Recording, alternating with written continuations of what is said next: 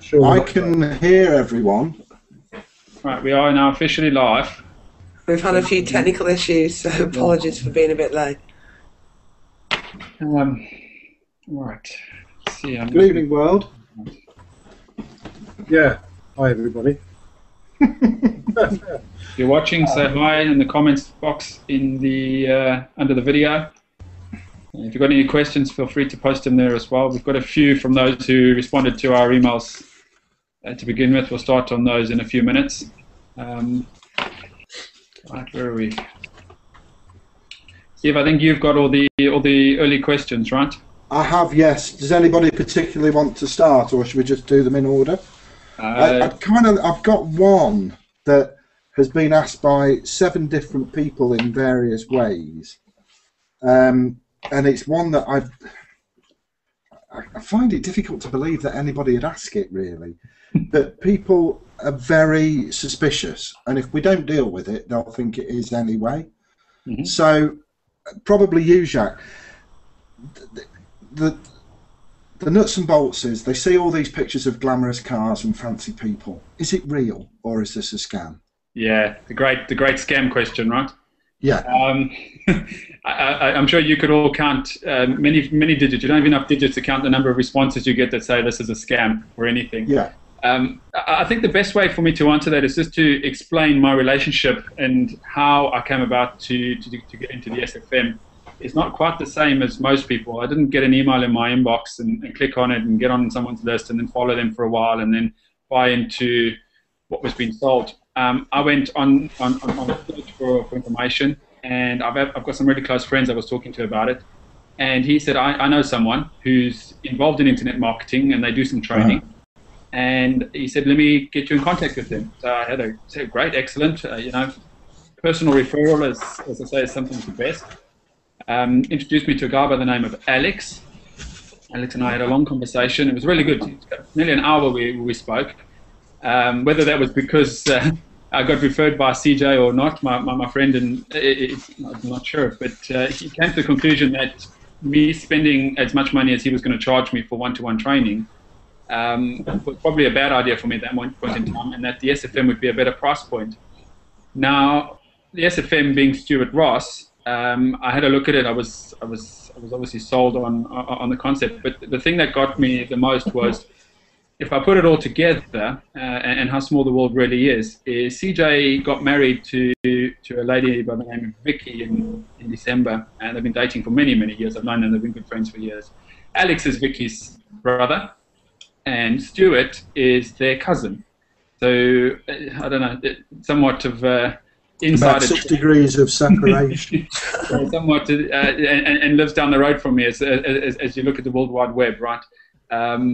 Yeah, it's interesting. Now, obviously, I mean, you guys have been involved in the Momentum Days and the Gold Seminars, and you've all met Stuart, you've all met Jay. Yeah.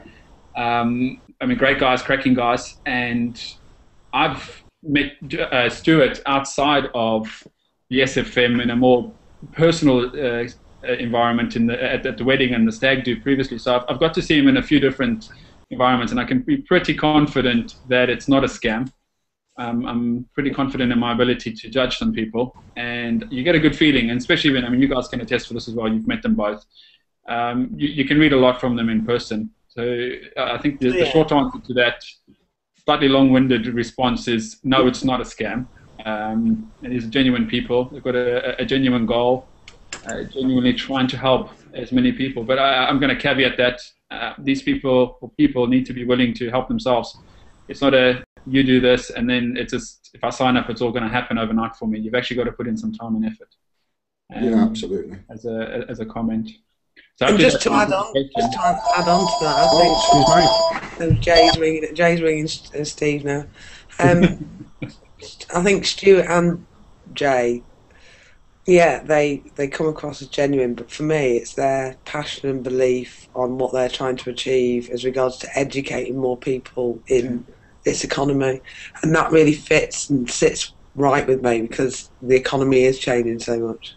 Yeah, I mean, absolutely. I mean, we've seen it. We've all sort of made comments to the list recently about, we've seen some high street trains go under in the recent after Christmas here in the UK, right? But their competitors that are primarily online are booming. That's a very simple example as to where the money is really going. And if you're not positioned in a way that you know how to leverage that base, then you're going to be in some trouble going forward. I think Jay also said at Bracknell that Walmart's biggest competitor in the States is remarkably it's Amazon. Yeah. And you would never have thought that, but Amazon are absolutely spanking Walmart, which is an incredible statistic, really. And it's like the blockbusters for us, the Netflix. Yeah. If they'd only been open to work with someone like Netflix. I'm getting very much so. Very much. Oh, is it all right? Please turn the volume up. What's that? Feedback there. Sorry. The technical Google. We got a taxi for that. Oh yes, we got a taxi. Where do you want to go? Car 33? Oh no. Right. Okay. Talking of car 33, Chris, we got a question in from Katie in Wisconsin. And she's sort of honed in on you because she lives in a small little village like you do. Well, you live in the Channel Islands. You couldn't get much smaller. You can't get away. And what she said is that she lives in a fairly small community, and she believes from the pictures on your website that you do too. Yeah. Have you found a way to keep your business separate from like real life, or do you find it okay for people to know what you're doing? Do you have a problem with that? Yeah, hi Katie, thanks for the question. It's an interesting one. I mean, I've found over the years, I've always lived in Guernsey, and we've got a population here of about 60,000 people. And you'd kind of think that everybody would know each other. People arrive on the island and they sort of say, do you know Mr. LePage? We say, well, I know Mr. LePage, but there are 60,000 people, so we don't all know each other, but we do tend to know a lot about each other's business. I have to say. You can't get away with much over here without other people knowing about it, practically before you've done it. So I mean, I've had that. I know exactly what Katie means. I've gone through a number of different businesses through my lifetime, and I've kind of changed, who people perceive me to be, a few different times. I've gone from having a carpet cleaning franchise. So I was a carpet cleaner. I went into a surf shop because my passion was really about surfing and windsurfing. And what I'll say there as well is that the reason I went into the surf shop and the reason I had the carpet cleaning business was so that I could partake in my passion, which was really surfing and windsurfing. So my reason for going in business in the first place, all those years ago, was so that I could have the time, so I could control my own time, so I didn't have somebody telling me what to do and how many hours I had to work and so on. So, sure. So that was why I did it in the first place. But yes, I was a cool dude for a few years. I had a surf shop, a windsurfing shop. I was well known, and people still get in my taxi. I've got a taxi now. People still get in the taxi. And say, Chris, you were a legend back then, And I say, yeah. Now I'm driving a taxi. Well, things change. And I went from the surf shop to I actually started working in financial services, as a financial advisor, and ended up as a part owner of a company giving financial advice. We ran our own pension scheme, we gave mortgage advice and all that sort of thing. So in a lot of, to a lot of people, and to me, I became this suited office working, business owning, financial expert, But really, who I was this surfer and windsurfer who went that way to make money, to look after my family. We all go through these stages, don't we? So, I mean, I've had to change who I am a few times, and I've just dealt with it. I've just gone on with it. At the end of the day, you're not going to get where you want to be unless you face up to what you're trying to do. If you're trying to disguise who you are or what you're doing, you're probably not quite there yet, in terms of belief and where you're trying to get. I think that's probably the truth, but I do totally understand, and I've been through phases like that where I have disguised what I'm doing, especially in the early days, before you quite get your own self-belief up and before you quite get there with your business. I think that's where Katie is, because she says that some of her friends are, well, not exactly supportive. Yeah. So they've probably had a little dig somewhere. Well, I had a situation not all that long ago, but after I'd sold the financial services business, and I stayed in there for a couple of years afterwards, and actually got very stressed and had a major kind of loss of confidence for a couple of years, back in about 2007, 2008. And I play a lot of golf, so I was playing golf with my usual crowd during this sort of period of time. And of course, a lot of the people in the golf club had done business with me in the financial services business. A lot of the stuff I'd done in financial services had gone wrong. It was to do with property sales in Bulgaria and Spain. And just the world economy sort of collapsing, just made everything come to a halt. But these guys I played regular golf with were probably just taking the mick.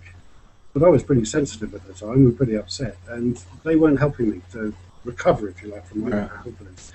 So I did dump them, to be honest. I just dumped them and stopped playing with them. And I see them again now because I'm cool now, and I've got a new business and starting another. So that's more to do with your attitude than theirs, really? Yeah, absolutely. But, at the same time, if you've got to do it, you've got to do it. You've got to do whatever it takes. Sure. If you've got a goal and you want to go somewhere, then you've got to do what it takes. And I'm not saying chuck out all your old friends, but if you've got someone in my whole like your family in a cupboard. Yeah. Yes, we've got one about back, move on, and then that's what you've got to do, I think. Yeah. Okay. Steve, before you jump in for the next question, I just want to encourage everyone that's watching. There's a comment section underneath the video on YouTube. Please fire in some questions. We were attending to a few that came through before the webinar started. Well, that last one was left over from January, so. Yeah, so I hope Kate is on. We're just addressing some of the older questions and also some of those that we broadcast. If you see any fresh ones, where's it open? I know I've had a few emails today, people wanting to know where to ask questions, so it's in the box directly below this video, isn't it? Yeah, on YouTube, absolutely. In the comment section, just fire the questions in there. I'm keeping an eye on them while everyone's having a bit of a chat. Don't be shy. No worries. Ask away. Anna, yes. I've got a lady here that is sort of honed in on you.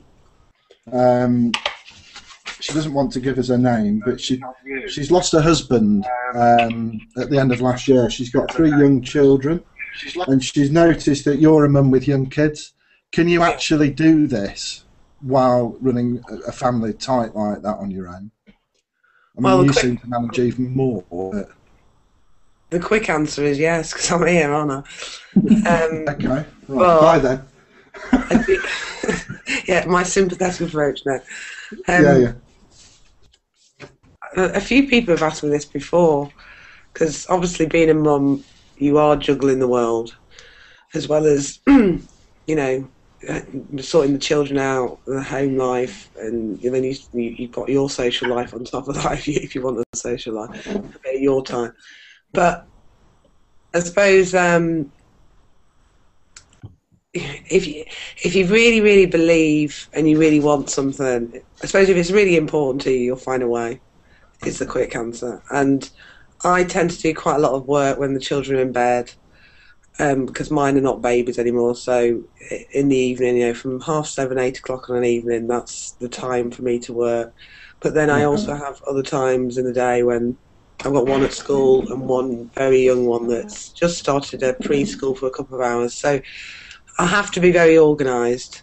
I think as long as you're organised, and if someone said to me, well, I just can't find the time, I'd say get up an hour early in the morning.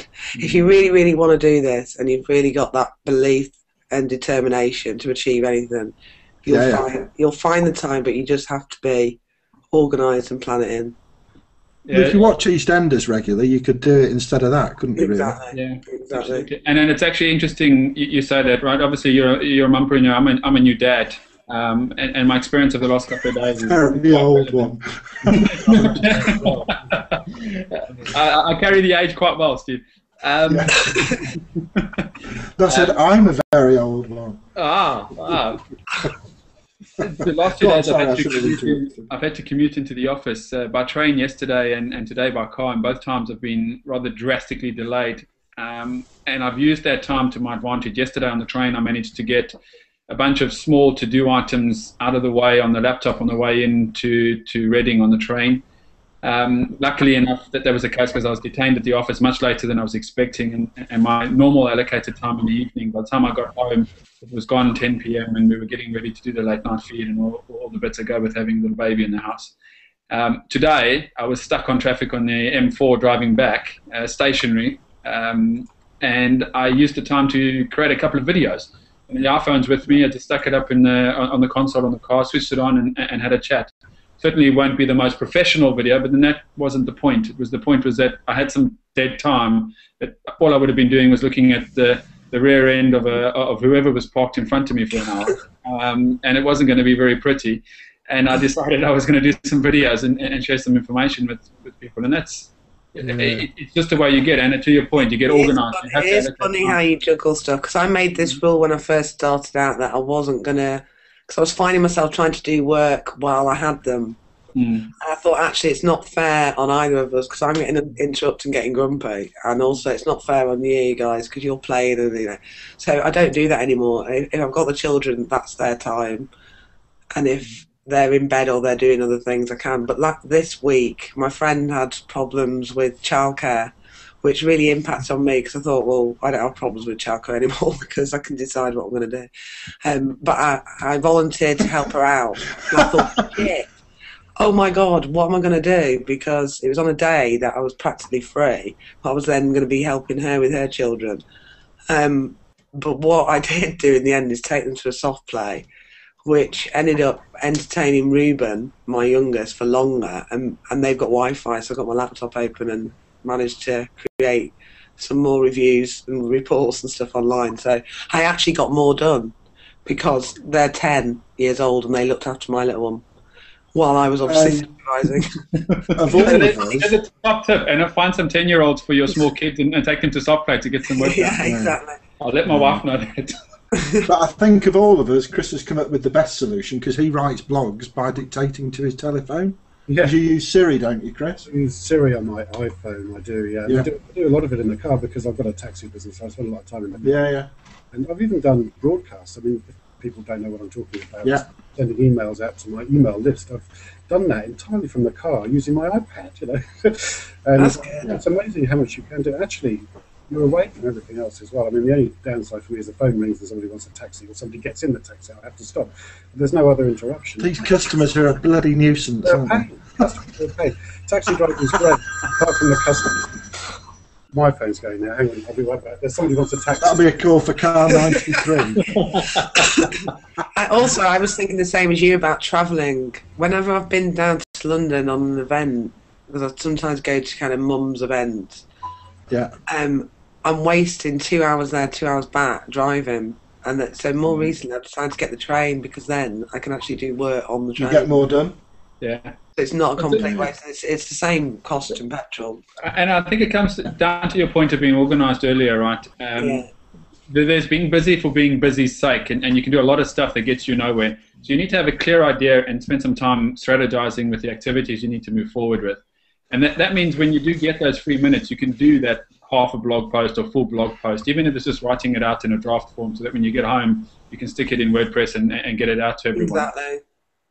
But that planning is essential, and interestingly enough, the more time you've got, the less you do. I found that I think time that. and time again. I mean, very Christmas, Christmas and New Year's was the same thing. Teams to die down completely in terms of activity. Got back to the office, and in the last few weeks, I've been much busier in the office than I would normally have been, and I've actually got more important stuff done, stuff that's actually going to result in something at the end, not just doing stuff for the sake of, well, I've got a couple of hours to do some work. That's now, because so you've had to prioritise, isn't it? Absolutely. Yeah. I think busy people always get more done. Yeah. Very much so. Okay, I've got one aimed at me. Do you remember my old nickname, Mr. Sausage Fingers? Something from a long, long time ago. There's a lady emailed in about her husband not being able to do technical stuff, and apparently he's a lorry driver as well, and he says he can't do anything online because he isn't very clued up on computer stuff. And I would say you don't have to be, really. If you can turn it on and copy and paste and watch a video and find the pause button, that's about as difficult as it gets. I mean, 8 months ago, did any of us know what HTML code was? Probably Jacques, you would have done, but I certainly didn't. No, I didn't. I wouldn't have been able to code in HTML, but I knew what it was. Yeah, I didn't even know what it was. It sounded more like a registration off a vehicle to me than anything else. but you learn as you go along, and I think we've all found that as you need to develop a skill, you find somebody that knows it and they will help you. And that's kind of where we're working here, and we're fast tracking people, because having been through all the potholes and the pitfalls, we know where people are going to stumble. So, you know, we can help people through all that. We're not going to do it for you, but we can point you in the right direction to find a video that will say, this is what you do, this is what you need to do, and it will work out so much better. It is quite good because we've all got different skills, haven't we, that we bring to this. Well, we all are very, very differently skilled, yeah. And it complements, I mean, back to the point of the SFM training, you know, the whole point of it is to get you up and online as quickly and easily as possible, right? And that it is literally a step-by-step. And I think, I was thinking about it a bit earlier, but we probably need to schedule one of our hangouts as a step through of what that looks like, so people can get first-hand exposure to it. I know I've done a video, but sometimes it's probably a good idea that we show it live and people can ask some questions. But it's step by step. This is what you've got to do to get a blog up and running, and it's there. You do exactly what the video says to do, and you've got a blog at the end of it.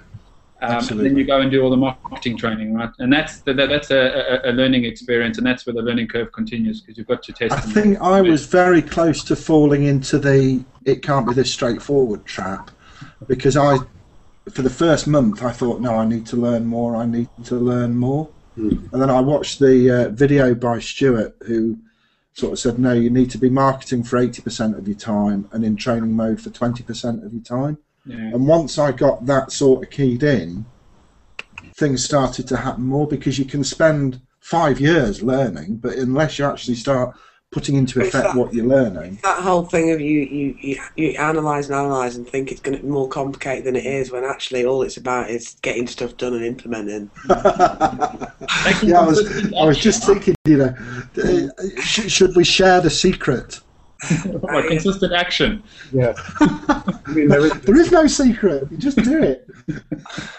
I thought there was no bleep secret. You're here, Anna, so I couldn't possibly say that.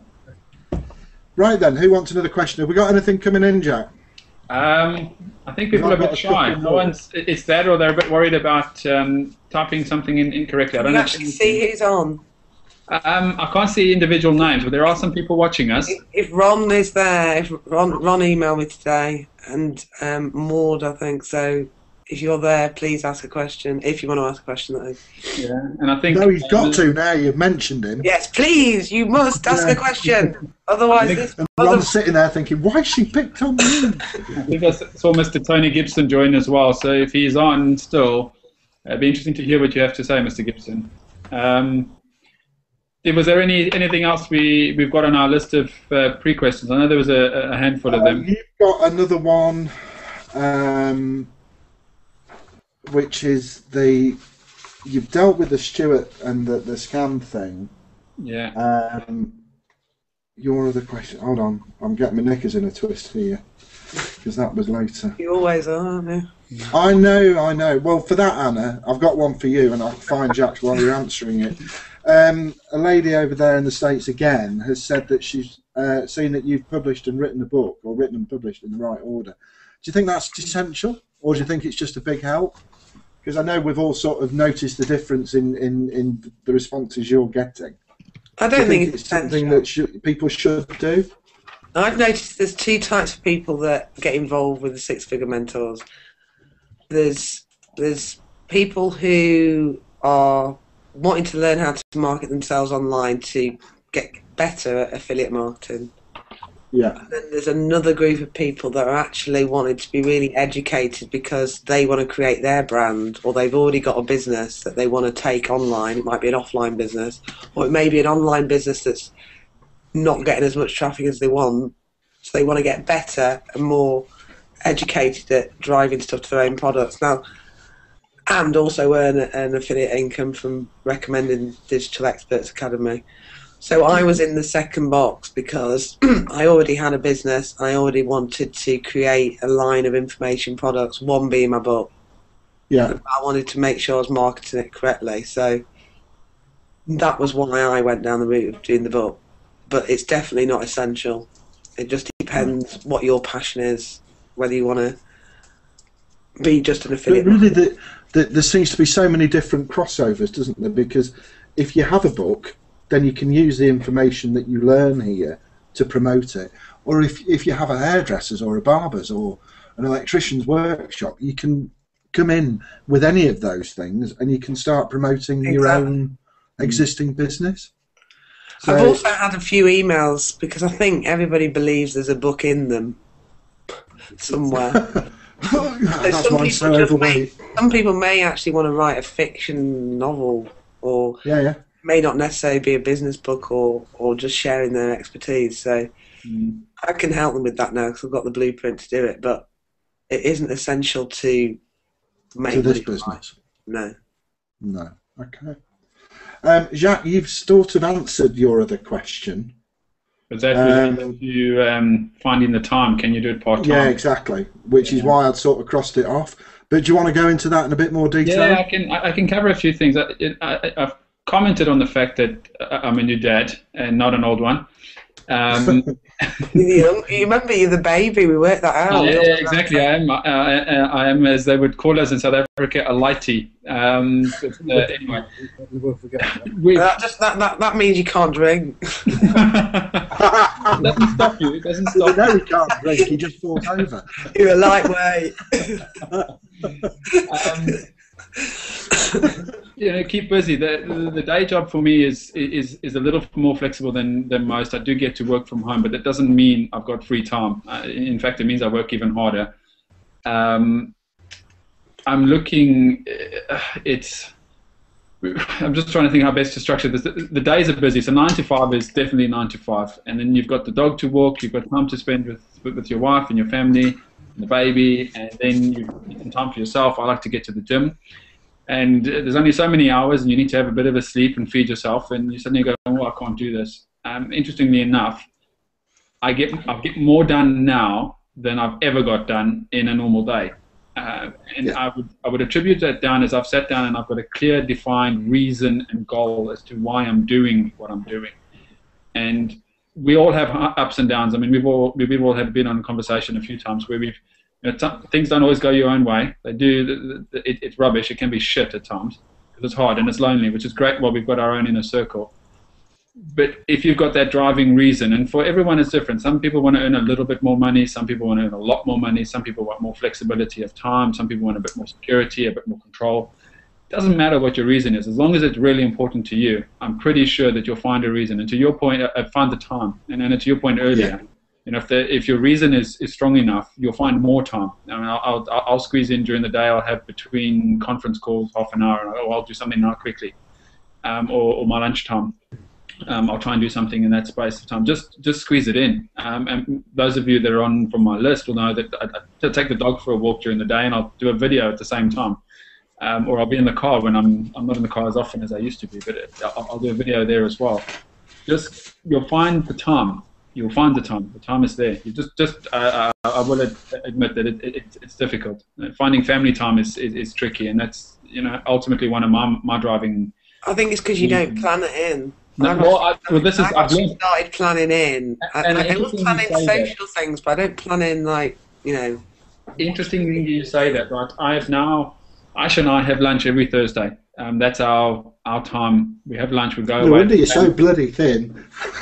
We need to eat. He eats once a week. Yeah, exactly. And he's a lightweight. You haven't seen me on alcohol yet. That's an interesting combination. No food and no body weight. It's important to, and I agree. If you look at my calendar now, I've actually got time in. And it seems bad that you've got to schedule the family time in, but it's really important. And to your point, Andy, you've got to switch off from the business at the time that you spend. You've got to make it quality time. Because otherwise you're not actually good. You're laying yourself too thin on both accounts. Trying to do both at the same time. You are doing the business. You're not really doing anything either. You're just wasting your time. Yeah, and then that goes for if you're very busy with a normal 9 to 5 job as well, right? But, I mean, I've been in the corporate world for years, and you can very easily come home and still wear the day with you for a long period of time afterwards, which is one of the reasons why I like getting to the gym. It's one of my few outlets these days. Well, we've always had a date night. Yeah, and I think it's hugely important. You've got to prioritize everything over and above a lot of other things. Yeah.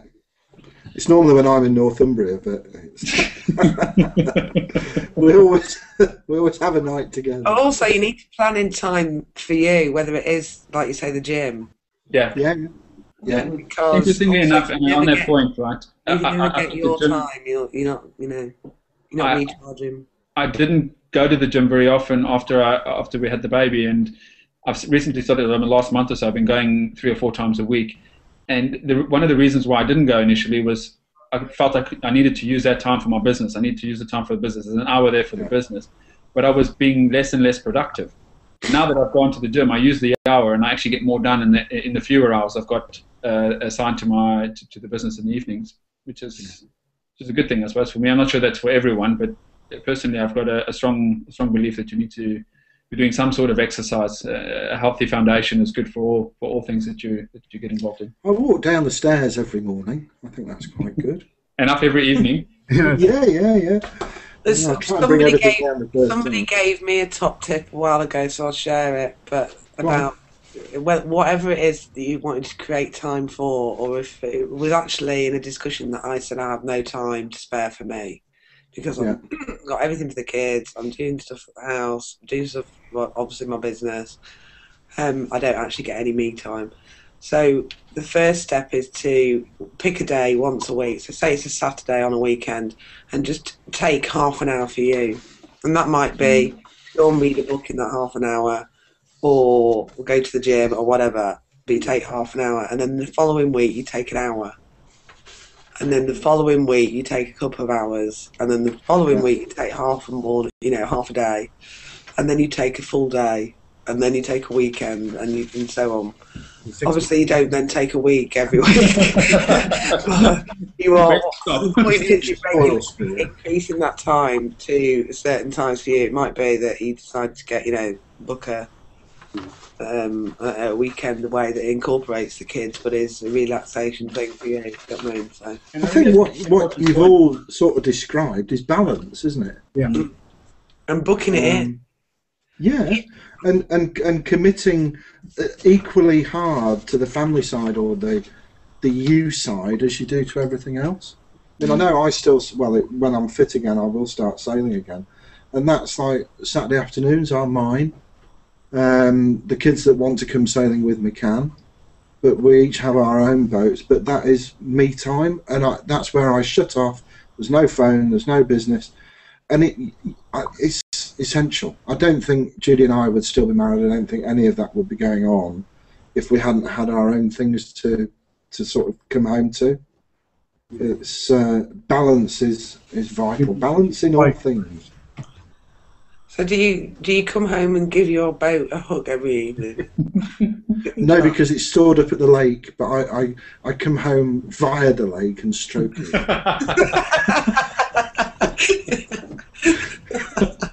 It's not named by some sensual name.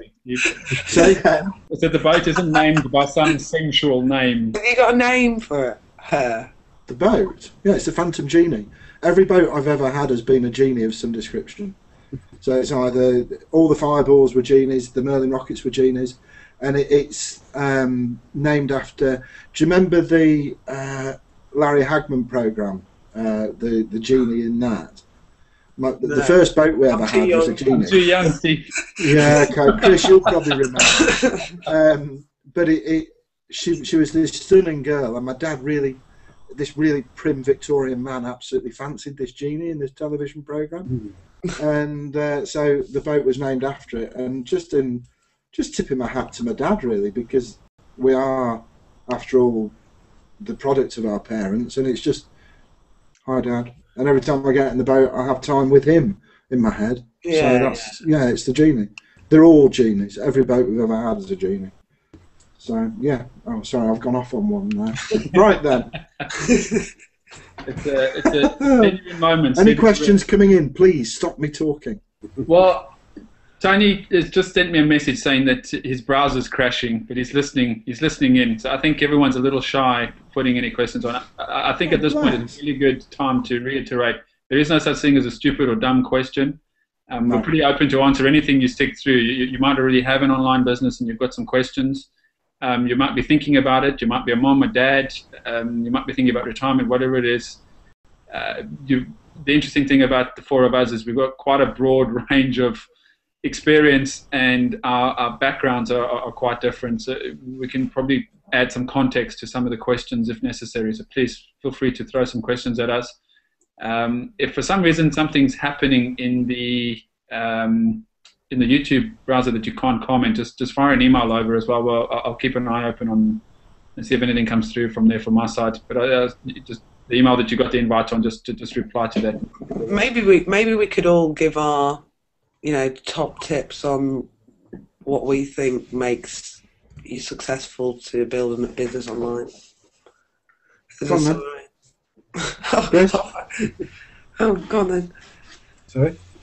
Go on then, Go on, Chris, what's your top tip? Top tip. Oh, for business in general, business online, business in general, I suppose. Well, yeah, like the universe. Because business online in general is Space. It's business in space. So it doesn't really make any difference. I mean, I think we've covered it a few times already tonight. It's about goal set. It's just about knowing where you're going and why you're going there. And I mean, I was reading something the other day about sort of entrepreneurs in general. And entrepreneurs don't really sort of go out to make money, or money maybe initially they do, but soon it's not the money, it's the passion for the business or the passion for what they're doing. And I've had the most success in business when I've been passionate about it, without a doubt. With my surf shop, I was passionate about it. With my financial services business, for the first 10 years, I was passionate about it. And now I'm passionate about getting other people involved in this business that we're in now. And it's a good feeling, and I know, I've set my goal. I know what I'm doing. Whenever we talked about before, we have these flat moments sometimes when we're a bit overwhelmed, or we sometimes think we've taken a bit too much on and we haven't got time.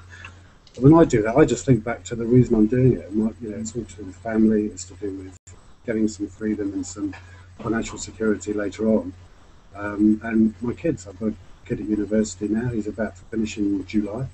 When he comes out, we hope he gets a job, but I would love to be able to show him how to have a business in the digital economy, which is, this is one of the passions that I have, that I want to be able to help my kids have a future and have a career. And it's partly personal. I mean, when I left school, my dad gave me a job in the family business, so it's kind of a full circle thing as well, that I would love to be able to help him. I mean, he doesn't really know that yet. But I guarantee that people of that age, when they get involved, they don't question it. They just accept, because they haven't got the hang-ups with technology. And you'll see kids come in and rip it up because they just don't question. Well, I'd like my kids to learn entrepreneurial skills. I mean, I think that's the important. It's self-sufficiency, and you yourself. Guys, I've just had a question through, and it's actually from Tony. He's texted me the message, and it's around time. Just sort of, can we do this part-time, knowing the job that he does? And to give you an idea for those others who are interested, Tony's in sales, very dedicated to what he does, very loyal to the people he works with and the company he works for. How would you fit it in? Well, my day is simply this. Wake up in the morning, get the bubba up, take the dog for a walk. Then the day starts. I try and grab some time at lunchtime if possible, but I've got a plan of what I'm going to do. Get home in the evening, that's time with my daughter. And then after that it's dinner, and then after 8 until the midnight feed, well, the 11 o'clock feed, that is time I've dedicated to my business. Your schedule may or may not necessarily mirror that, and that's certainly a day that I'm sitting at home working from home. When I've got to travel into the office, it's a little bit more difficult than that. However, then I try and use the hour journey in and the hour journey back to do something constructive, whether it's reading or watching some sort of video or something, or writing a blog post, or just taking the time not to read the daily rubbish with all this bad news, and actually just think about what I'm trying to do. Can I ask a question about Tony's actual day? Is he a travelling salesman? Is he sort of a typical rep on the road doing 7 hours? No. So I mean, you guys know that that I work in the IT industry. So it's with big corporate customers. They're very demanding, very, very demanding, and you can find yourself sometimes being drawn out. And I think that what he's probably referring to is the ability at very last minute to be drawn away. You could be. Wrong with it? okay at 3 o'clock in the afternoon, and something would come through, and then that's your evening gone. You're having to do something for 9 a.m. the next morning, and that's just tough. Unfortunately, sometimes that happens, and you just need to try and flow with the punches. Really, it means rescheduling some of the stuff, or just finding a better time to do it. Tony, knowing you personally, when everyone goes to bed at 8 o'clock, that's a great time for you to have some quiet time. I think the beauty of what we do is it's a 24/7 world. Yeah. And if he can find an hour a day for a quiet time for him, be it EastEnders, be it an hour less at the pub, or I don't know the guy, but as a wagon driver, I get up at 4 o'clock and go and climb in the cab at 5, and I'm driving I'm in the cab 11 hours a day, not driving all that time. And where I used to roll in the bunk at lunchtime for 45 minutes, I won't. I'd get on the laptop and I would work. I've got a dongle and I can work. I bet you do it while you're driving. I think I was today. Let's not start that argument again. No. Me and lorry drivers don't get on. No, remarkable. An extended question to all of you, actually, and the answer to this might scare some people, but it's an honest answer, and I'll answer the question first. Is how much time up front did you spend to get your business up and running? And an observation was, I was spending between 4 and 6 hours a day, because I was doing lunchtime, evenings, between 8 and 11 every evening was a 4 hour. But that's because you were probably really passionately wanting to, as I was. And that's the point I was gonna make. That was because I decided to do it, and I was 100% committed to making it work. Now, I don't spend anywhere near 6 hours a day on my business at the moment, and as I commented in the video I was actually recording today, I probably do more things, and I'm involved in more things now than I was when I first started. But the learning curve is huge, and when you're really passionate about anything new you do, if you just to think to a hobby that you had, when you first took it up and you were really interested, if you're sailing, for instance, you would have spent every waking minute in the boat, right? Anything, Chris, you're surfing, right? The same thing. You would have spent every available moment doing it because it was a passion. Yeah. And if your end goal is strong enough and your reason for doing it is strong enough, you'll find as much time as you need to. You won't go to bed at 10 o'clock. You'll go to bed at midnight or 1 in the morning, and you'll lose an hour or two. But also, you can. I mean, you talk about the sailing.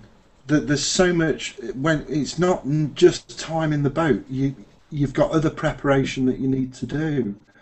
And I know if we've got a big world championship, we will spend time on mental preparation, and I can do that as easily in the lorry with a DVD, not a DVD, a CD, and actually have my university playing in my head in the lorry while I'm driving. And rather than listening to Ken Bruce or Chris Evans, I listen to a talking book, and I listen to my coach. Yeah, absolutely. So because I want what's at the end of it, I change what I do, if that makes sense. And Steve, the benefit of not listening to the radio at that time, right, is you're listening to positive messaging, people taking you in the direction. When you put the radio on, you've got naysayers, the world's coming to an end, everything's wrong. Yes, you might have a nice uplifting a song that's playing, and Anna, you and I have had a few conversations about the power of music, right?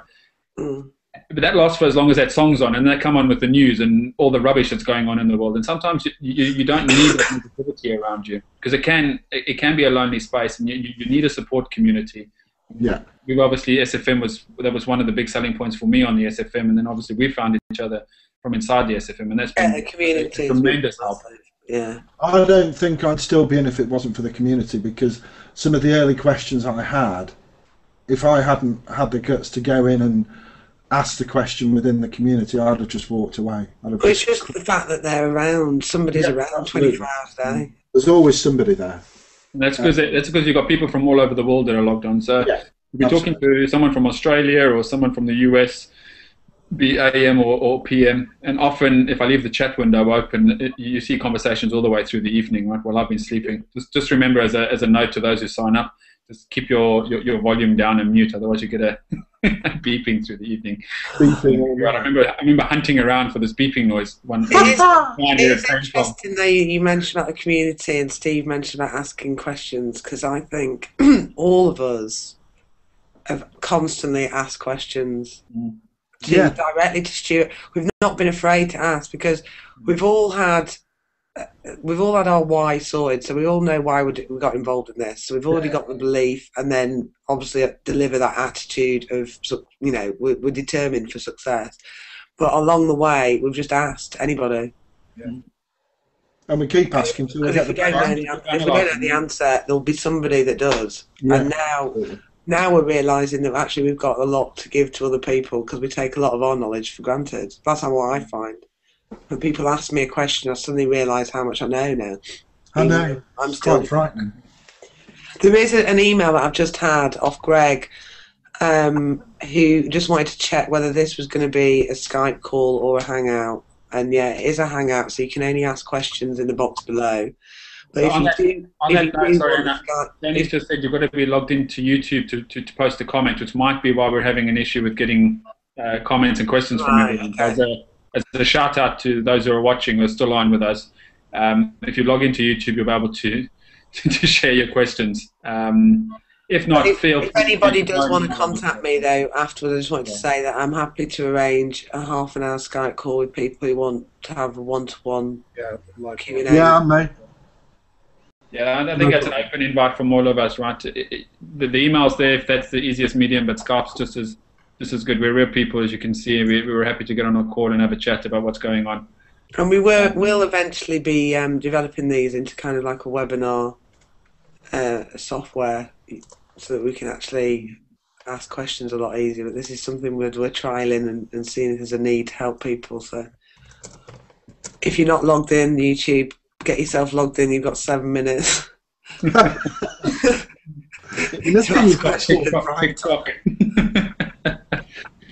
Saying that now that I've prompted people, let's see if anything comes through. I answered the question earlier on, what was the one thing, or I tried to.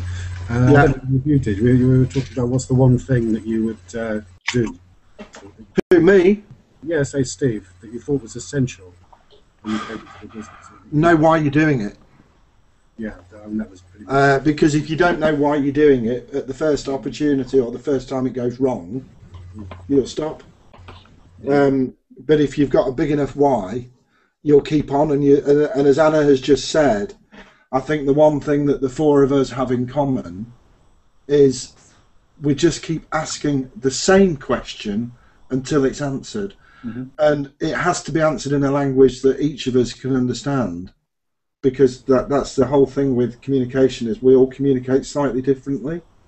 And I just keep asking the question until I get the answer that I need. I don't mind holding my hand up. I mean, you guys are probably the same, but you know, I can learn something. You know, especially at the beginning of the process when you're learning about internet marketing, all these new skills.